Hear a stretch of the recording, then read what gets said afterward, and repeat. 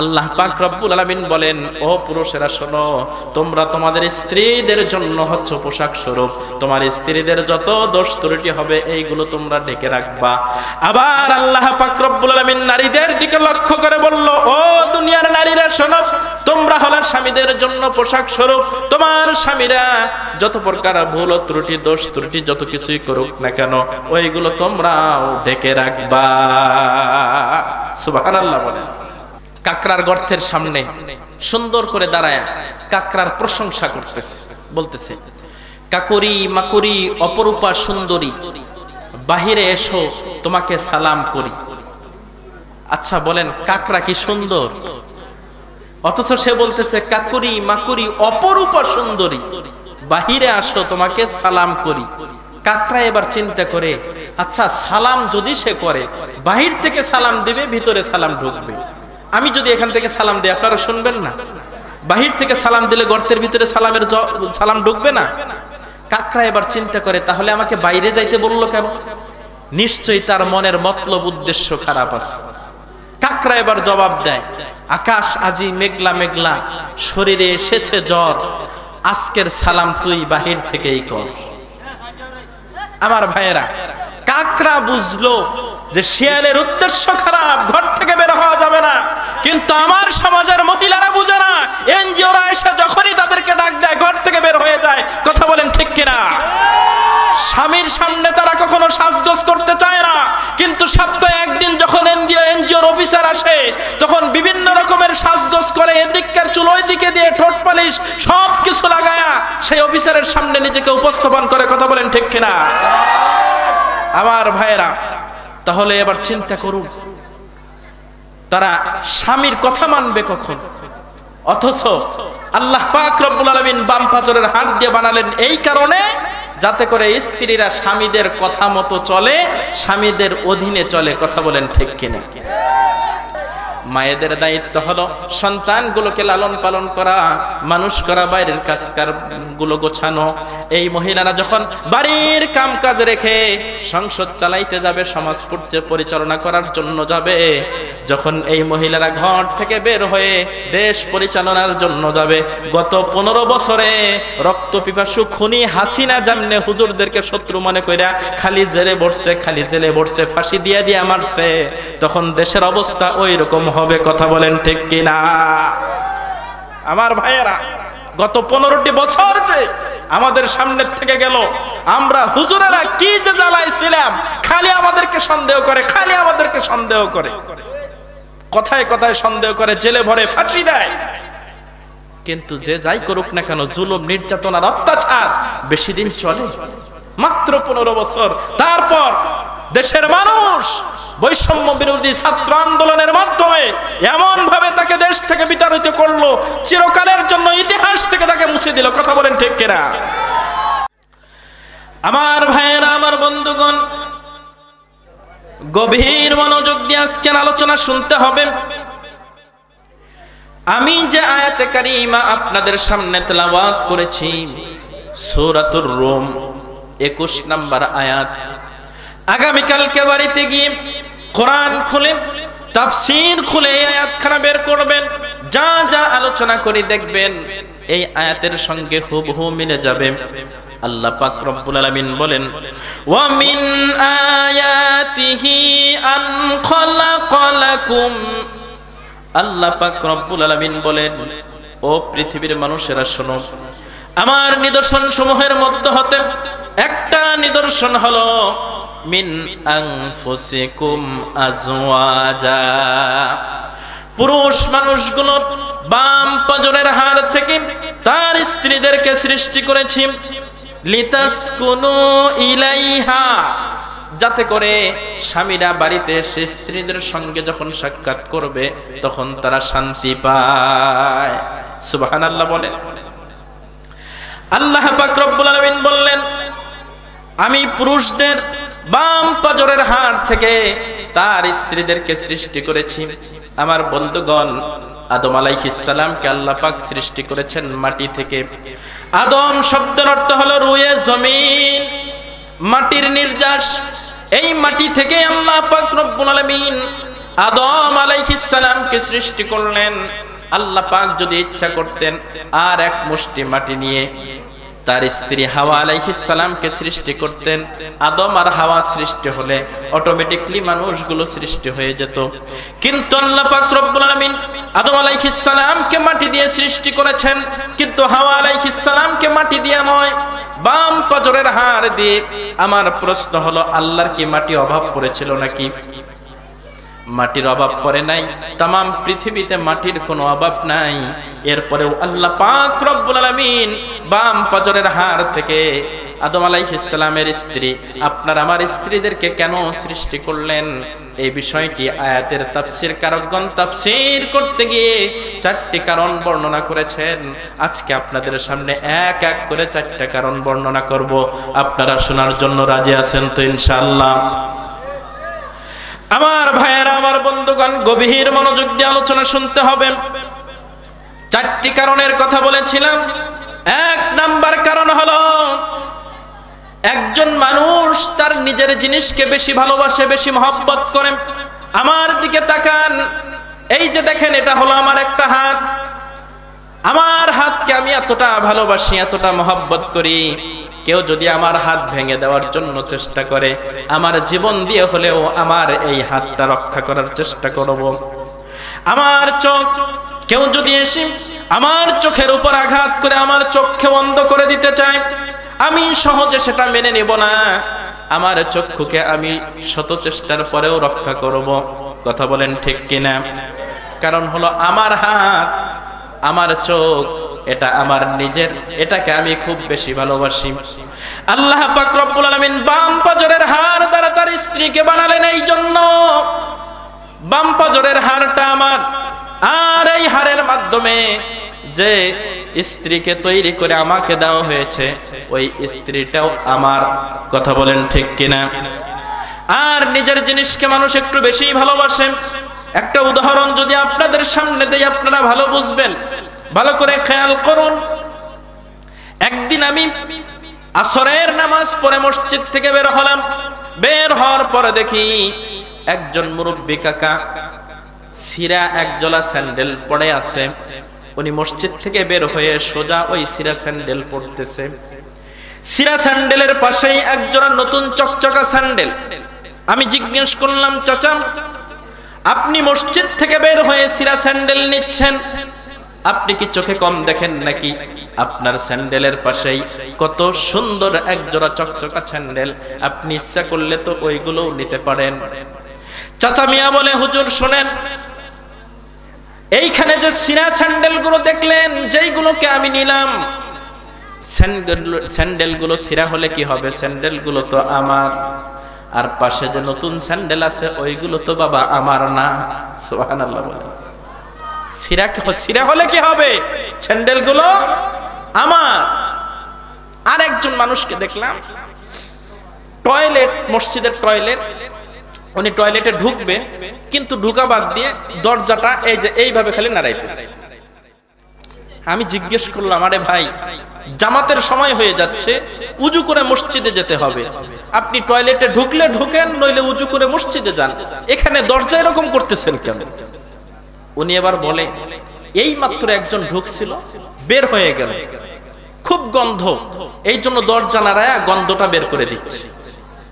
আচ্ছা বলেন তো, উনি যখন গিয়ে তার নিজেরটা ছাড়বে, তখন গন্ধ লাগবে না? আমি বললাম, ভাই, আপনি যখন ভিতরে ঢুকবেন, ঢুকে নিজেরটা ছাড়বেন, তখন গন্ধ লাগবে না? সে তখন বলে, নিজেরটা একটু গন্ধ কমই লাগে, কারণ পায়খানাটা আমার। পায়খানাটা কার? আমার। ভাইয়েরা, ভালো করে বুঝেন, নিজের জিনিসের মহব্বতটাই আলাদা।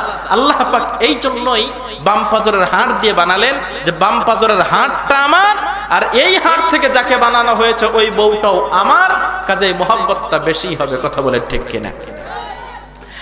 আমার ভাইয়েরা, আমার বন্ধুগণ, এবার আসুন 2 নাম্বার কারণটা বলি।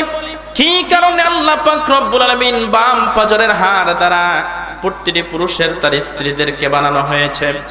2 নাম্বার কারণ হলো, আমার বন্ধুগণ, সব সময় মানুষ নিজের দোষ ত্রুটিগুলো গোপন করতে চায়। মানুষের যদি কোনো দোষ থাকে সেই দোষটা সে সব সময় গোপন করে।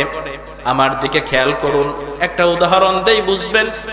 আমি একদিন দেখলাম একজন অন্ধ মানুষ কালো কুচকুচে একটা চশমা চোখে পড়তেছে। আপনারা কি জীবনে দেখছেন যে অন্ধ মানুষ কালো চশমা পরে? দেখেন নাই কেউ?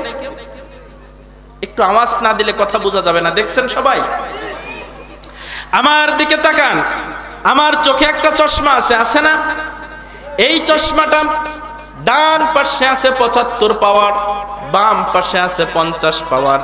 আমি চশমাটা চোখে দেই ভালো দেখার জন্য, বেশি দেখার জন্য। কিন্তু যে কিনা অন্ধ, চোখেই দেখে না, সে কেন চশমা পরে? দেখার জন্য। কথা কয় না? দেখার জন্য। তার চোখ যে অন্ধ, এই দোষটা ঢাকার জন্য। কথা বলেন ঠিক কিনা? আমার বন্ধুগণ, দ্বিতীয় আর একটা উদাহরণ দেই, ভালো করে খেয়াল করুন।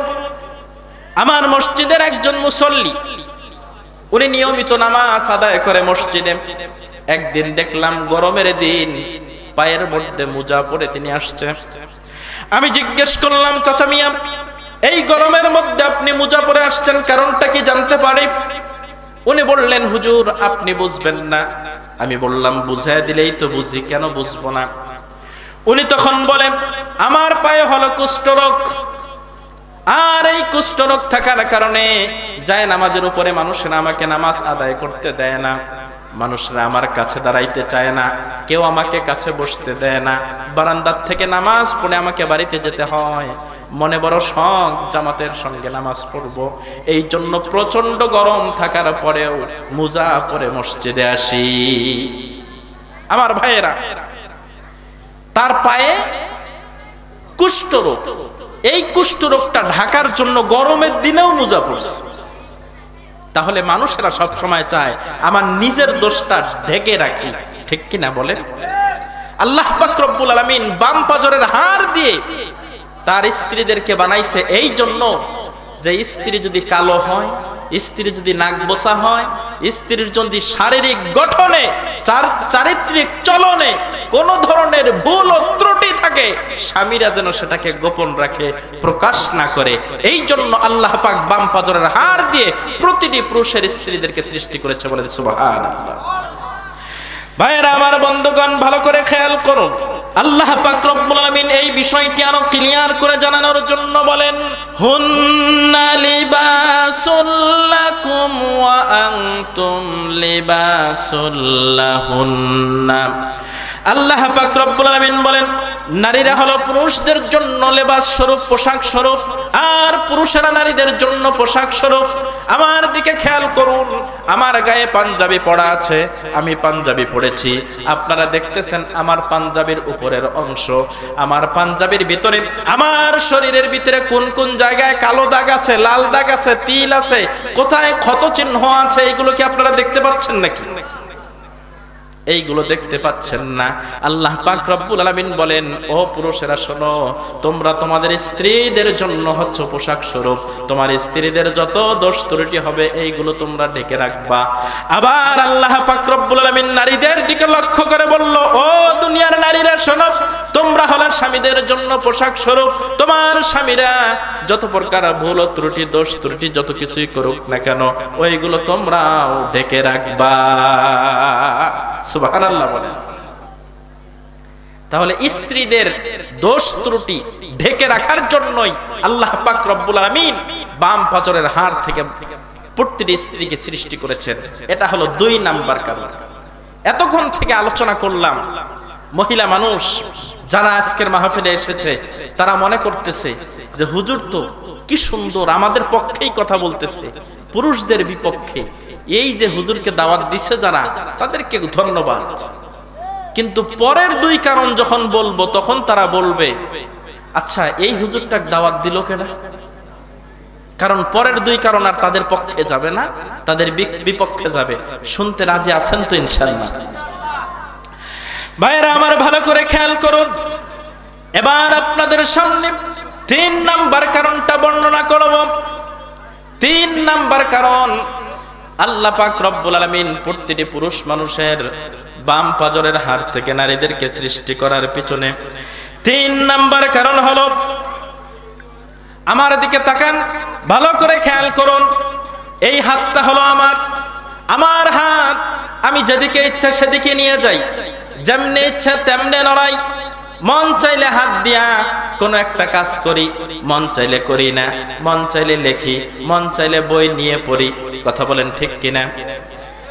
আমার চোখ, আমার যেদিকে মন চায় সেদিকে দেখি, যেই কাজ করতে মন চায় সেইটা করি। তার মানে হলো মাথার থেকে নিয়ে পা পর্যন্ত পুরা শরীরের সবগুলো অঙ্গ প্রত্যঙ্গ গুলো হলো আমার অধীনে। কথা বলেন ঠিক কিনা? বাম পাজরের হাড় দিয়ে আল্লাহ পাক রব্বুল আলামিন স্ত্রীদেরকে বানাইছে এই কারণে বিবিরা হবে স্বামীদের অধীনে। সুবহানাল্লাহ বলেন। প্রতিটি স্ত্রী স্বামীর অধীনে থাকবে, এই জন্য বাম পাজরের হাড় দিয়ে আল্লাহ পাক বানাইছে। এখনকার মহিলারা তো স্বামীর অধীনে থাকতে চায় না। মাঝে মাঝে যে স্লোগান দেয়, ভাঙ্গা ঘরে থাকবো না, স্বামীর কথা মানবো না, এমন মহিলা সমাজে আছে না নাই বলেন? আমার ভাইয়েরা, কি বলবো, গ্রামের ভিতরে দেখবেন রমরমা সুদের ব্যবসা চলছে। বিশেষ করে ব্রাক, আরডিআরএস, ইএসডিও গ্রামের ভিতরে ঢুকছে। আমি অভাবে পড়ছি। এবার আমি গেলাম, যাওয়ার পর বললাম, ভাই আমি মাওলানা নাজমুল হুসাইন আল মুবারক, আপনাদের অফিসে এসেছি। আপনারা নাকি লোন দেন, আপনারা নাকি ঋণ দেন, জনগণের সেবা করেন। আমি তো বিপদে পড়েছি, তো আমার 50,000 টাকা লাগবে, টাকা দেন। উনি তখন বলে, সদস্যর নাম বলুন। আমি তখন আমার নামটা বলি। তখন তারা বলল, হুজুর এই পাওয়ারটা আপনার নাই, এই পাওয়ার আপনার নাই, এখানে সদস্য হতে গেলে আপনার স্ত্রীকে লাগবে। সম্মানিত উপস্থিতি, অনেক পুরুষ মানুষ মহিলা মার্কা স্ত্রীদেরকে ওইখানে জিম্মি করে টাকা নিয়ে সংসার চালায়, এমন পুরুষ সমাজে আছে না নাই? আমার ভাইয়েরা, বিশ্ব নবীজি বলেছেন, ও পুরুষেরা শোনো, তুমি যদি তোমার স্ত্রীকে ভরণ পোষণ, জৈবিক চাহিদা পূরণ এই দুইটি করতে না পারো, এই দুইটি দায়িত্ব নিতে না পারো, খবরদার তুমি বিয়ে করবা না। প্রয়োজনে তুমি রোজা থাকবা, রোজা থেকে যৌবনকে ধ্বংস করবা, তারপরেও তুমি বিয়ে করো না। আজকে আপনার স্ত্রী আপনার ভরণ পোষণ দেওয়ার কথা, আর আপনি আপনার স্ত্রীকে জিম্মি রেখে লোন নিচ্ছেন। আপনি কত বড় মহিলা মার্কা, আপনি কেমন পুরুষ? সম্মানিত ভাইয়েরা আমার, এই কাজ কখনো করা যাবে না। আল্লাহ পাক লোন থেকে আমাদেরকে হেফাজত করুক, বলুন আমিন। আমি যেই কথাটা বুঝাইতে চাইলাম, যারা লোন দেয়, আপনি যদি তাদের কাছে যান, তারা বলবে আমরা জনগণের সেবা করি, দারিদ্র মোচন করি। জনগণের সেবা যদি হবে, পুরুষকে লোন দেয় না কেন, সেখানে মহিলা মানুষ লাগে কেন? তার মানে তাদের উদ্দেশ্য খারাপ। কথা বলেন ঠিক কিনা? আমার ভাইয়ের একটা উদাহরণ দিলে ভালো করে বুঝবেন। শিয়াল চেনেন তো? শিয়াল, শিয়াল চালাক না বোকা? একদিন একটা চালাক শিয়াল সারাদিন ভর গ্রামের ভিতরে মুরগি খুঁজছে, কিন্তু একটা মুরগিও ধরতে পারে নাই। সন্ধ্যা যখন হয়ে গেল, সন্ধ্যাবেলায় চিন্তা করে, আমার পেট ভরানোর জন্য সারাদিন ভর মুরগি খুঁজলাম কিন্তু পাইলাম না। এখন যেহেতু সন্ধ্যা হয়ে গেছে, কাজেই গ্রামের ভিতরে আর ঘুরে লাভ নাই, নদীর ধারে চলে যায়। নদীর ধারে তিনি হাঁটতেছে, হাঁটতে হাঁটতে তাকায় দেখে একটা কাকড়ার গর্ত দেখা যায়। এবার সে কাকড়ার গর্তের সামনে গিয়া চিন্তা করে, একটা কাকড়া খাই, পেটটা ভরবে। কাকড়া আছে গর্তের ভিতরে, শিয়াল হলো গর্তের বাহিরে। শিয়াল যদি কাকড়াকে বলে, কাকড়া বের হয়ে আসো, আমি তোমাকে খাবো, এই কথা বললে কি কাকড়া বাহিরে আসবে নাকি? কাকড়া কি এত বোকা যে শিয়াল বললো যে বাইরে আয় তোরে খাই, আর কাকড়া বের হয়ে আসবে? শিয়াল চালাক ঠিক আছে, কিন্তু কাকড়াও এত বোকা না। একদিন শিয়াল রাস্তা দিয়ে যাচ্ছে, গাছের ডালের উপরে একটা মুরুখ, তারা যেমনে কুকরুত কুত বলে চিৎকার মারে, এইভাবে চিৎকার মারতেছে। শিয়াল এবার নিচ থেকে কয়, কিরে মুরুখ, তুই না আজান দিলি, নিচে আয়, নামাজ পড়ি। আচ্ছা বলেন তো, শিয়াল মুরুখকে নিচে আসতে বলতেছে আসলে নামাজ পড়ার জন্য? মুরুখ এবার এদিক ওদিক তাকায় দেখে শিয়ালের পিছনে একটা কুত্তা আসতেছে। মুরুক এবার বলে আপনি অপেক্ষা করেন, ইমাম সাহেব আসতেছে, ইমাম আসলেই আজকে নামাজ শুরু করুন। শিয়াল এবার পিছনের দিকে তাকায় দেখে কুত্তা আসতেছে। আচ্ছা, কুত্তা আসলে কি শিয়ালের কোনো রেহাই আছে? কুত্তাকে দেখে শিয়াল দৌড়। যত চালাকি হোক না কেন, সব জায়গায় কি আর চালাকি খাটে? নদীর পাড়ে গিয়ে শিয়াল এবার চালাকি করছে। কি চালাকি?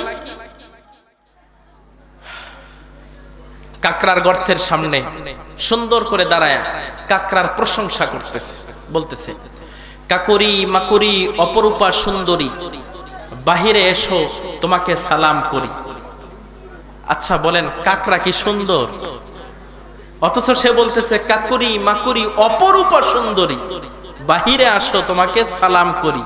কাকড়া এবার চিন্তা করে, আচ্ছা সালাম যদি সে করে, বাহির থেকে সালাম দিবে, ভিতরে সালাম ঢুকবে।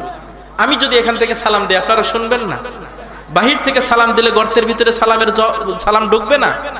কাকড়া এবার চিন্তা করে, তাহলে আমাকে বাইরে যাইতে বললো কেন? নিশ্চয়ই তার মনের মতলব উদ্দেশ্য খারাপ আছে।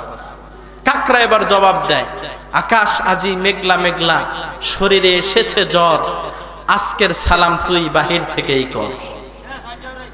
আমার ভাইয়েরা, কাকড়া বুঝলো যে শিয়ালের উদ্দেশ্য খারাপ, ঘর থেকে বের হওয়া যাবে না।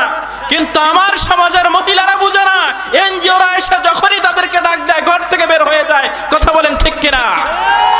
স্বামীর সামনে তারা কখনো সাজগোজ করতে চায় না, কিন্তু সপ্তাহে একদিন যখন এনজিওর অফিসার আসে, তখন বিভিন্ন রকমের সাজগোজ করে, এদিককার চুল ওইদিকে দিয়ে ঠোঁট পালিশ সব কিছু লাগায়া সেই অফিসারের সামনে নিজেকে উপস্থাপন করে। কথা বলেন ঠিক কিনা?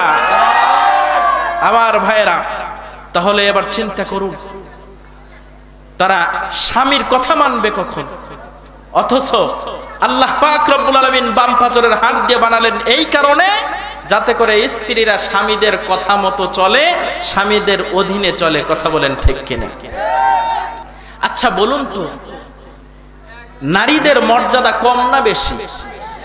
খালি বেশি।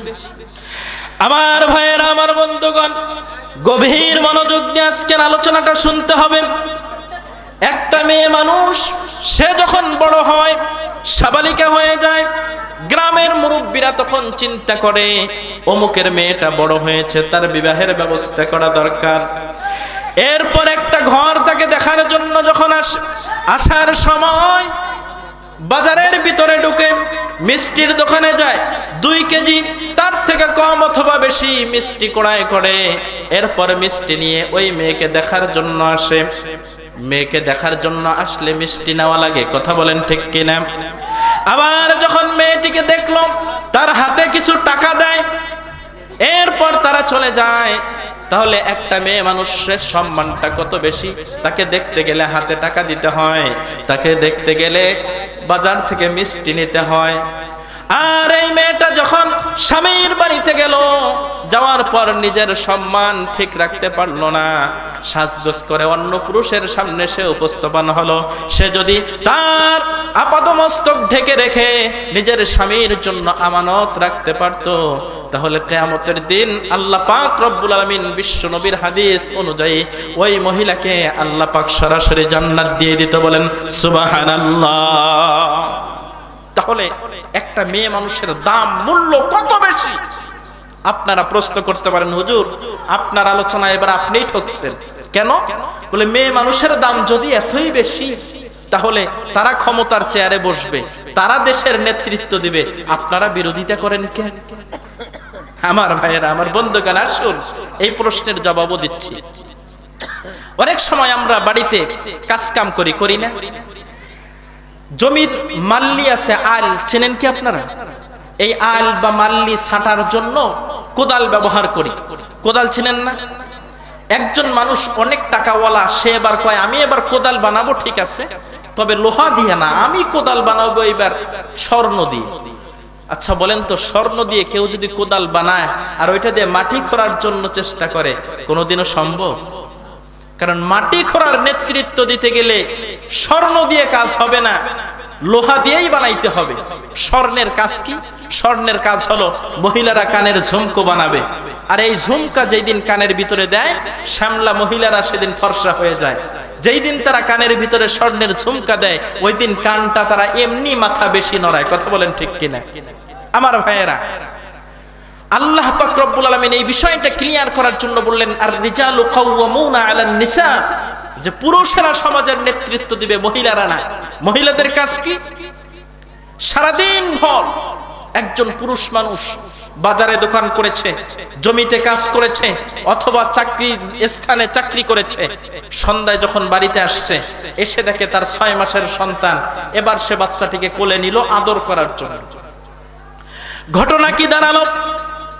6 মাসের সন্তানকে যখন সে কোলে নিল আদর করার জন্য, ভালো সন্তান ছিল, কোনো সমস্যা ছিল না। বাবা যখন কোলে নিল সন্তান কান্না শুরু করে দিল। এবার বাবা তাকে চুমু খাচ্ছে, বারবার চুপ করানোর চেষ্টা করতেছে। 2 থেকে 4 মিনিট, 6 মিনিট, 10 মিনিট যখন গেল চুপ হলো না। এবার জোরে করে ধমক দিল, চুপ।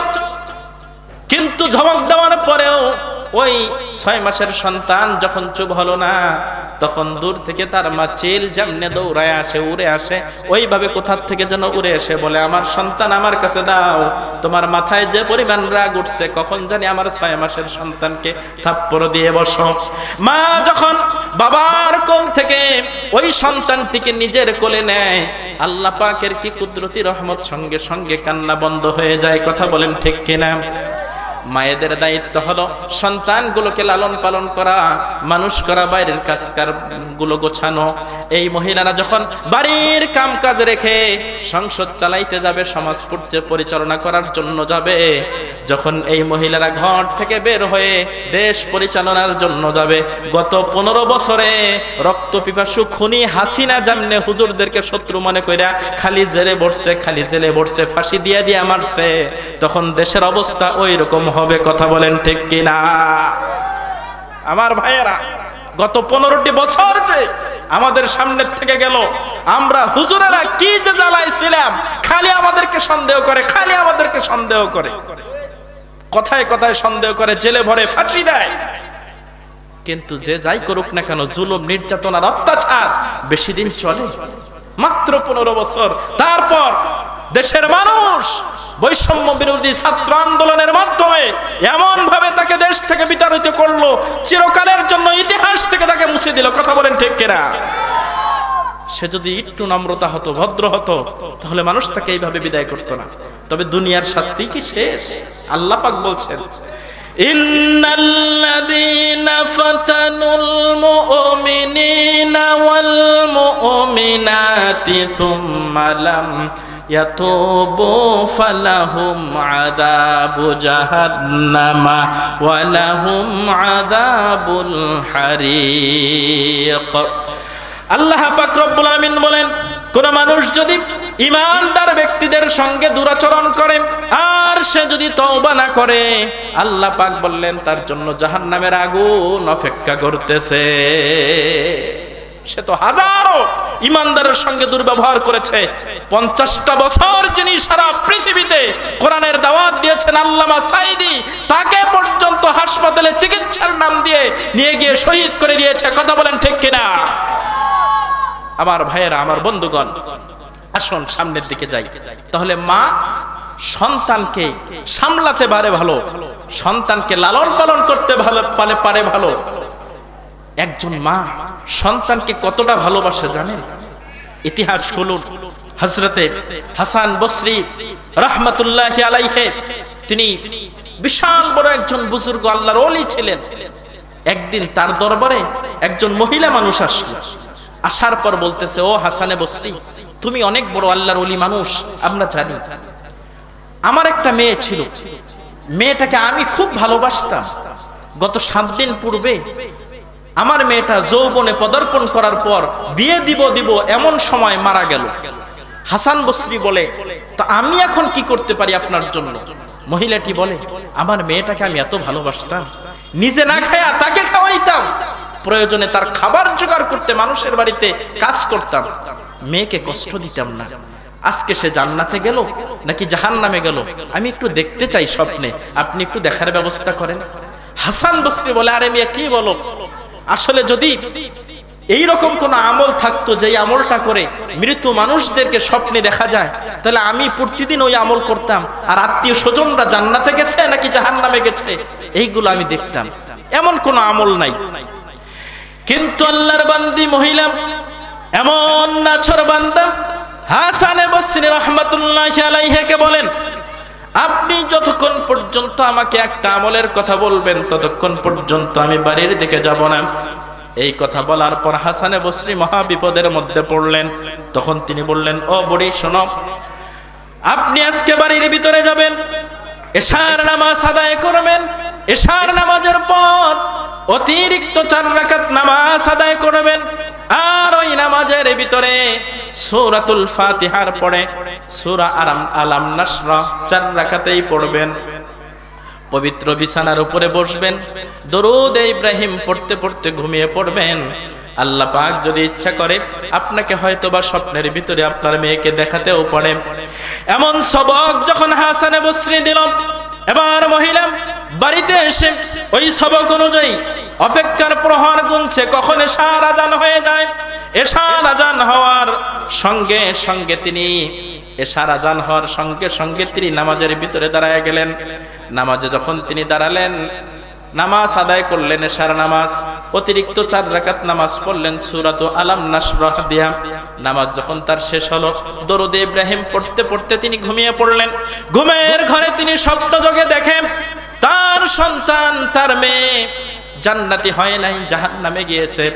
জাহান্নামের আগুনগুলো যখন উপরের দিকে ওঠে, আগুনের শিকার সঙ্গে সঙ্গে তার মেয়েটাও উপরের দিকে ওঠে, আর চিৎকার মেরে বলে, মা, দুনিয়ার জমিনে তুমি না আমারে কত আদর করতাম, নিজে না খাইয়া আমারে খাওয়াইতা, আমার খাবারের যোগান দিতে গিয়ে অনেক সময় বিভিন্ন জায়গায় কাজ কাম পর্যন্ত করতাম, আর আজকে আমি জাহান্নামের আগুনে জ্বলতেছি, দাউ দাউ করে জাহান্নামের আগুনগুলো জ্বলে, আর ওই আগুনের ভিতরে আমাকে ফালানো হয়েছে, একবারের জন্য তুমি আমার খোঁজ খবর নিলা না। এমন দৃশ্য যখন ওই মহিলা মানুষ দেখলো, দেখার সঙ্গে সঙ্গে আল্লাহ বলে একটা চিৎকার মেরে অজ্ঞান হয়ে ঘরের ভিতরে পড়ে গেল। এলাকার লোকজন, বাড়ির আশপাশের লোকেরা চিন্তা করলো, এই মহিলা এত গভীর রাত্রে আল্লাহ বলে চিৎকার মারলো, যায় দেখি তো কি অবস্থা। বাড়িতে আসলো, আসার পর দেখে বাহির থেকে দরজা লাগানো, সবাই মিলে দরজা ভেঙে বাড়ির ঘরের ভিতরে প্রবেশ করার পর দেখে ওই মহিলা অজ্ঞান অবস্থায় পড়ে আছে। মাথার ভিতরে পানি ঢালা হলো, পানি ঢালতে ঢালতে এক পর্যায়ে মহিলা যখন সুস্থ হয়ে গেল, তখন ওই মহিলাকে জিজ্ঞেস করলো, আচ্ছা বলো তো, তুমি এত রাত্রে এত জোরে চিৎকার মেরে আল্লাহর নাম নিলা আর অজ্ঞান হয়ে পড়ে গেলা, কারণটা কি? মহিলা তখন ডাক দিয়ে বলে, ও গ্রামবাসী শোনো, আমার সন্তানকে স্বপ্নে দেখলাম, আর স্বপ্নে দেখার বুদ্ধিটাও দিয়েছে হাসানে বসরি। আমার সন্তান তো জাহান্নামী হয়েছে, আমি কেমনে ঠিক থাকতে পারি? এবার বলো বলো, আমার সন্তানকে জান্নাতে কেমনে পাঠাবো? এমন কথা যখন এলাকার মানুষের কাছে তিনি খুলে বললেন, এলাকার মানুষেরা বলল, তাহলে শোনো শোনো, তুমি যেইভাবে তোমার সন্তানকে স্বপ্নে দেখার মতো একটা বুদ্ধি হাসান বসরির কাছে পেয়েছো, এবার তুমি ওই হাসান বসরির কাছে যাও, তোমার সন্তানকে জাহান্নাম থেকে জান্নাতে কেমনে দিতে হয় এই বুদ্ধিটাও নিশ্চয়ই তার কাছে আছে। চিৎকার মেরে বলুন আল্লাহু আকবার। আমার ভাইয়েরা, আমার বন্ধুগণ, এবার মহিলা পরের দিন সকালবেলা হাসান বসরি রাহমাতুল্লাহি আলাইহির দরবারে উপস্থিত। হাসান বসরি বলেন, গতকালকে না আপনারা সবক দিয়ে দিলাম, আবার আপনি কেন আসছেন বলেন? মহিলা বলে, আজকের সবক তো অন্য সবক, আপনি সবক দিয়েছেন, আমি রাত্রে আমার মেয়েকে স্বপ্নে দেখছি, আমার মেয়ে জাহান্নামী হয়েছে, এবার আপনি বলুন আমি আমার মেয়েকে জাহান্নাম থেকে কেমনে জান্নাতে দেই? হাসান বসরি বলে, ও কেমনে জান্নাতে দিবা এই বুদ্ধি তুমি চাওয়ার জন্য আসছো? তাহলে শোনো শোনো, বেশি বেশি দরুদ শরীফ পড়ো, কোরআনে হাকিম তেলাওয়াত করো, আর বাড়িতে গিয়ে তোমার সম্পদ বলতে যা বোঝায়, যত সম্পদ আছে এইগুলোকে আল্লাহর পথে দান করে দাও। তুমি যদি এই সম্পদগুলো আল্লাহর পথে ব্যয় করতে পারো, বেশি বেশি কোরআন পড়তে পারো, নবীর প্রতি দরুদ পড়তে পারো, আল্লাহ পাক রব্বুল আলামিন তোমার দানকে কবুল করে নিয়া, কোরআনের তেলাওয়াতকে কবুল করে নিয়া আল্লাহ পাক রব্বুল আলামিন তোমার নবীর উপর যে দরুদ পড়বা এইগুলোকে কবুল করে নিয়া তোমার মেয়েকে জাহান্নাম থেকে জান্নাতেও দিতে পারে। চিৎকারে মেরে বলেন সুবহানাল্লাহ। এবার তিনি বাড়িতে আসলেন, বেশি বেশি দরুদ, বেশি বেশি কোরআনের তেলাওয়াত শুরু করে দিলেন। আর বাড়ির ভিতরে সম্পদ বলতে যা আছে সবগুলোকে আল্লাহর পথে ব্যয় করে দিলেন। এমনকি নিজে খাবার জন্য পর্যন্ত কিছু রাখলেন না। সন্ধ্যাবেলায় হাসান বসরি রাহমাতুল্লাহি আলাইহি সন্ধ্যার সময় মাগরিবের নামাজের পর তিনি মুরাকাবায় বসছেন। মুরাকাবায় বসার পর তিনি দেখেন স্বর্ণের চেয়ারে বসা একটা মেয়ে মানুষ হাসান বসরির সামনে এসে বলতেছে, আতারিফু মান আনা ইয়া হাসান, ও হাসানে বসরি তুমি তো এখন মুরাকাবায় আছো, আমি কে, আমাকে তুমি চেনো নাকি? হাসান বসরি বলল, বেগানা নারীর দিকে আমি তাকাই না, তুমি কে, তোমাকে চেনার তো প্রশ্নই আসে না। মেয়েটি ডাক দিয়ে বলে, ও হাসান বসরি শোনো শোনো, আমি অন্য কোনো মেয়ে নই, আমি হলাম ওই মেয়ে যার জন্য আমার মা তোমার দরবারে 2 বার গিয়েছিল। হাসান বসরি বলে, তাহলে সত্যি করে বলো তুমি মিথ্যাবাদী নাকি তোমার মা মিথ্যাবাদী? তোমার মা বলল তুমি জাহান্নামী, আর আমি এই সময়ে তোমাকে স্বর্ণের চেয়ারে বসা দেখতেছি, তার মানে তুমি জান্নাতি। হাসান বসরির প্রশ্নের জবাবে এবার ওই মেয়েটি বলল, আমার মাও সত্যবাদী, আমিও সত্যবাদী।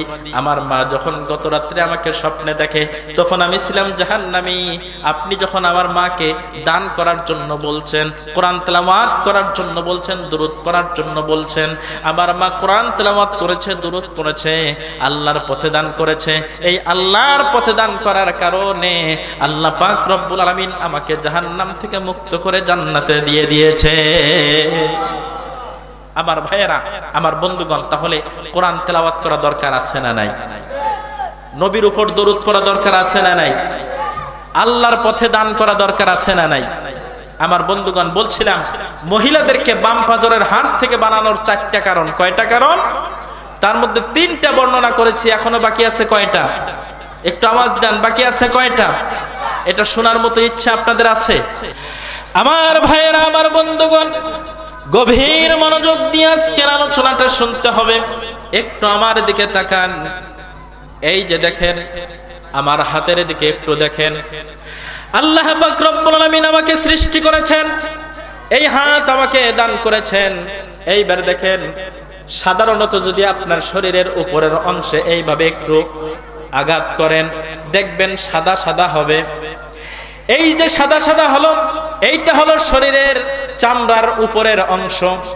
এরপর দ্বিতীয় অংশটা হলো চামড়া, 3 নাম্বার হলো গোশত, আর 4 নাম্বার হলো হাড্ডির উপরে হালকা একটা আবরণ থাকে। তার মানে বোঝা গেল মানুষের শরীরের হাড্ডি 4টা চামড়ার ভিতরে থাকে, 4টা পর্দার ভিতরে থাকে। এবার আপনি যদি অপারেশন করেন, উপরের চামড়াগুলো কেটে ফেলেন, আর কোন রকমের ব্যান্ডেজ ছাড়াই ওই হাড্ডিটা বাহিরে রাখেন, আপনার হাড্ডিটা নষ্ট হয়ে যাবে, অকার্যকর হয়ে যাবে, কোনো ধরনের কাজ করবে না। আল্লাহ পাক রব্বুল আলামিন মহিলা মানুষকে বাম পাজরের হাড় থেকে তৈরি করে এই জিনিসটা বুঝালেন। হাড় থাকে 4টা পর্দার ভিতরে। ও মহিলা মা বোনেরা, ওই হাড় থেকে তোমাদেরকে সৃষ্টি করা হলো এই কারণে তোমরাও থাকবা পর্দার ভিতরে, পর্দার বাহিরে খবরদার তোমরা যাইতে পারবা না। এখনকার মা বোনেরা তো পর্দা করতে চায় না। আবার যদি 2-1 পর্দা করেও সে পর্দা হয় ডিজিটাল পর্দা। কত মেয়েরা পর্দা করে টিকটক করে, আছে না নাই? আবার কত মেয়েরা কি সুন্দর গলার কণ্ঠ দিয়ে এইরকম তাফসীরুল কোরআন মাহফিল সাজায় ওয়াজ করে। মনে রাখবেন, একজন মেয়ে মানুষের পর্দা কি জিনিস? মাথা থেকে পা পর্যন্ত আপাদ মস্তক পুরা শরীর ঢেকে রাখা। নিজের গলার আওয়াজ পর পুরুষ থেকে সাবধানে সেফ রাখা, এর নাম হলো পর্দা। কোন মহিলা মানুষ যদি এইভাবে পর্দা করে চারটা কাজ করতে পারে, 1 নাম্বার হলো 5 ওয়াক্ত নামাজ আদায় করতে পারে, 2 নাম্বার রমজানের রোজা রাখতে পারে, 3 নাম্বার স্বামীর খেদমত করতে পারে, আর 4 নাম্বার হলো নিজের লজ্জাস্থানকে হেফাজত করতে পারে। আল্লাহর নবী বলেছেন ফালতাদখুল মিন আইয়ি আবওয়াবিল জান্নাহ, আল্লাহ পাক রব্বুল আলামিন ওই মেয়েটি জান্নাতের গেটের সামনে যাওয়ার সঙ্গে সঙ্গে ফেরেশতারা জান্নাতের 8টা দরজা তার জন্য খুলে দেবে। তার যে দরজা দিয়ে ইচ্ছে সেই দরজা দিয়ে জান্নাতের ভিতরে প্রবেশ করবে। চিৎকার মেরে বলুন সুবহানাল্লাহ।